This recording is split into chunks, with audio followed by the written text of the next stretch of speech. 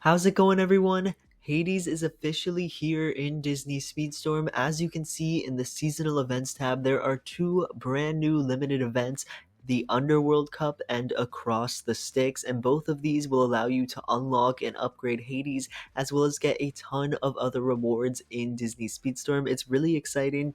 So let's start things off and take a look at the Underworld Cup right here. As you can see, it's very similar to the Gaston Trophy Cup. At the top 10%, you're going to get so many goodies, bunch of Universal Box credits, multiplayer coins, 25 Hades shards, skins, upgrade parts, stuff like that. And then, depending if you get in the top 25%, you'll still get enough shards to unlock Hades, and then everywhere after that, you get a little bit less shards. So really, you're going to want to try and do your best, get the best time possible in this leaderboard-based racing cup, and then depending on your time, if you can land yourself in the top 25 or 10%, that'll be enough to fully unlock Hades. Now, I will have a full guide out soon on my channel as to how you can get top 10% pretty easily in this cup, and if you don't want to miss that, be sure to subscribe for that. And then there is also the Across the Sticks event. Now, this Across the Sticks event is going to give you more upgrade parts and character crew shards and stuff like that. There are 5 Hades shards up for grabs in this event, which is pretty nice, assuming you can complete 10 objectives. Then you can also get Pegasus shards and other stuff like that. Pretty good rewards. Those pro shades are pretty nice, pretty rare upgrade parts. However, you do need level 35 Hercules characters, so if you have Meg or Hercules unlocked, I would recommend upgrading them so you can complete some more of those objectives. But now we are going to hop into the Underworld Cup, try Hades out, and see what time we can get if we can find ourselves in the top 10%. This is my first attempt on this cup. You're racing on Mount Olympus, which makes sense. It is the Hercules themed track. And like I mentioned before, I will have a guide out on how to do the best time possible in this event, so hopefully you can climb the leaderboard. I should have that video out very soon, so subscribe so you don't miss that. Now, Hades is an epic trickster, so you're going to want to be drifting a lot, obviously. That's going to be my main goal here, is to just drift as much as possible. I don't think his ability is going to be too useful in this event.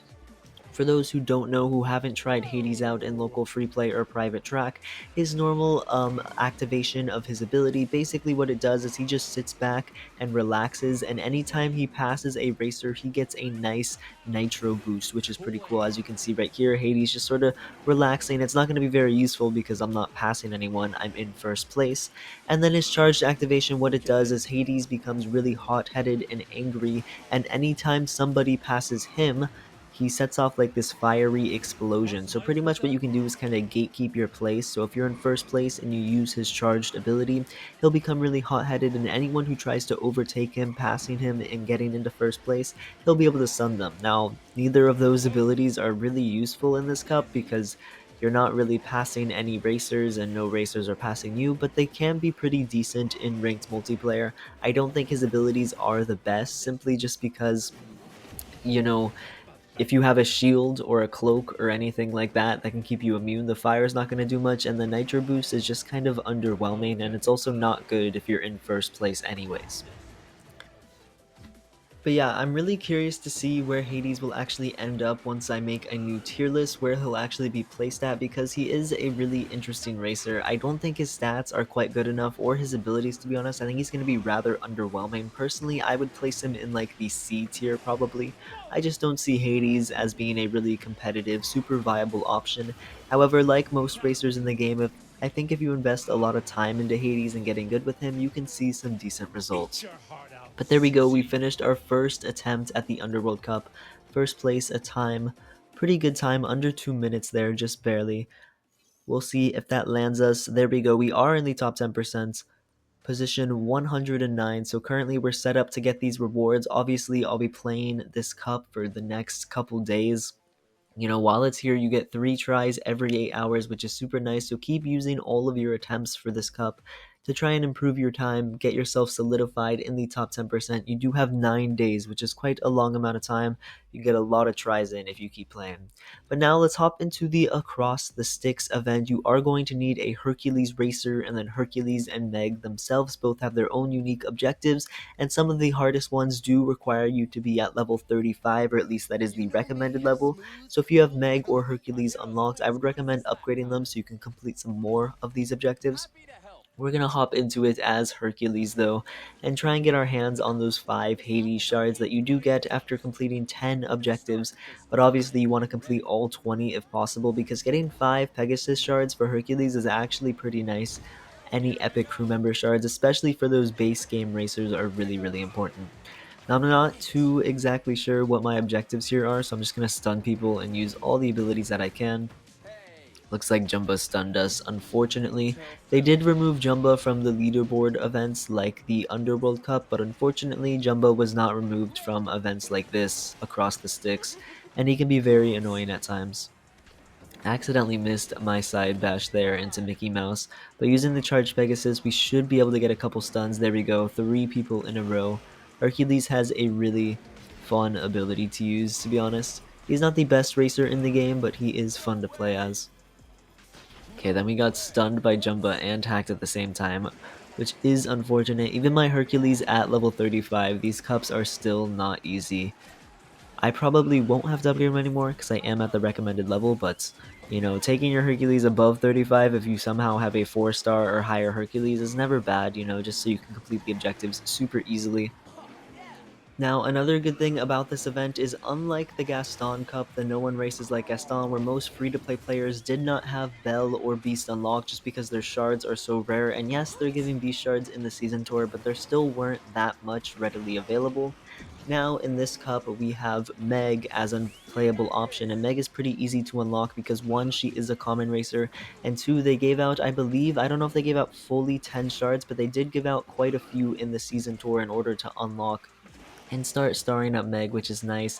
And then if you can take her to 2 stars via ranked multiplayer, you should be able to complete all the objectives for Meg. I know the recommended level is 35, but if you get her up to level 25 and you put in the time and grind this event, you should be able to complete the level 35 objectives. At least a lot of people did that with Gaston during the No One Races Like Gaston event, so you could probably do the same with Meg. And then Hercules if you have him unlocked too, though Hercules is a lot harder to obtain. But there we go. We got first place right there. Let's see all the rewards we get. Action figures, those are nice for upgrading anyone from the Hercules collection. All of those shades will be nice for tricksters. And then Zeus is honestly a pretty good crew member, so I'm happy to get more shards for him. I can definitely use him for Meg and Hercules. My Meg is almost at 5 stars as well, so that's super nice. I can be able to throw another crew member on her. But there we go. All of the Hercules objectives are complete. Now we just have 3 remaining Meg ones, so we're going to hop in and try and take these down. Unfortunately, I do have to win 3 races with Meg. I'm not going to do that all in this video. I don't want it to be that long, but we will hop into one race with Meg, complete all of her objectives, or at least try to. We're not going to be able to finish the win 3 races one, but then we'll be 1 objective away from getting our 5 Hades shards, which is pretty nice. I'm glad they didn't change the rewards from the Gaston event, at least not making them worse. I thought that maybe because Hades was an epic racer, they would actually nerf the rewards even more, but at least they're the same as the Gaston Cup, so 25% of players should be able to fully unlock him without spending any tokens, which is nice. I hope it does get buffed to 50% or higher in the future, just so we can get a little bit more, because early access, it used to be everyone would be able to unlock the racer, so it does kind of suck that it's only a quarter of the players now, but that's okay. Hopefully in the future they'll get buffed again, at least up to 50%. Now, fortunately, my Meg is at level 40 and honestly pretty close to 5 stars. She very well might be my 3rd 5-star racer on my account, which would be pretty exciting, but it definitely makes the race a lot easier, especially compared to Hercules, who's only level 35. He's 4 stars as well, but obviously that 5 level difference, as you can see in the mini-map, I'm pretty far ahead of every other racer. It also helps that I just think Meg is a lot better than Hercules. As you can see my boost bar, with Meg, it's really easy to keep your boost bar full 24/7, just because she's a trickster, so she can drift a ton, and her boost stat is also so high compared to someone like Hercules, who has a pretty lackluster boost stat and requires you to stun people, which is a lot harder than drifting, obviously, to fill up your boost bar. So it just makes Meg a lot smoother of an experience in my opinion, and honestly I would definitely recommend upgrading Meg to complete these objectives, because honestly, even if you are just not using her for these objectives, she's a good racer in ranked multiplayer as well. Meg is someone you should invest in my opinion. Being able to stay immune and boost for a lot of the race is a nice skill. She's not like the best S tier option by any means, but she is a solid racer in my opinion, and definitely better to invest your Hercules upgrade materials in rather than like Hades or Hercules, in my opinion at least. But there we go. First place, we get some more shards for the Olympian gods. As you can see, we're 1 out of 3, and then we get the new upgrade part specifically for Hades, the Eye of the Fates, I believe it is. The Fates Eye. And there we go, we starred up the Olympian gods crew members, which is nice, and we are one objective away from getting those 5 Hades shards, and once the Underworld Cup ends, we will get all of those 25 Hades shards and all of those good rewards right there. But that is all I have for you guys today. I hope you enjoyed. If you want to see the guide for the Underworld Cup, be sure to leave a like and subscribe. Let me know in the comments and I'll start working on that video right away. But I wish you guys the best of luck in that cup for now, and best of luck unlocking Hades in Disney Speedstorm, and I'll see you all in the next video. Peace out.